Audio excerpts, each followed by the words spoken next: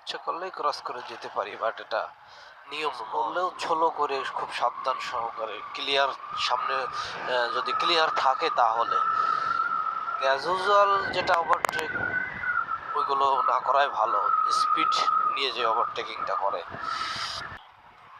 এই যে দেখুন এই এই অবস্থা দেখছেন কারবার, এভাবে ওভারটেক করতে গেলে ঝামেলা।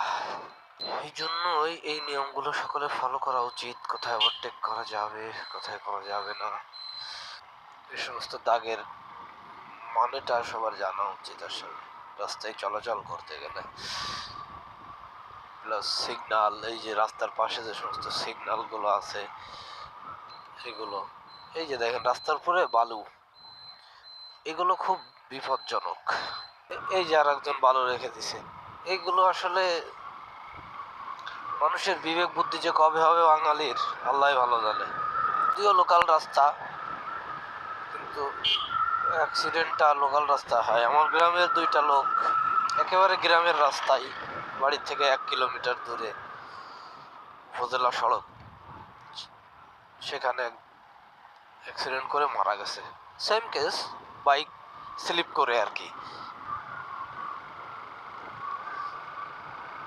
রাস্তার কিনারের এই বালু বা কুচি পাতা এগুলো খুব বিপজ্জনক। কে বুঝাবে বাঙালিকে?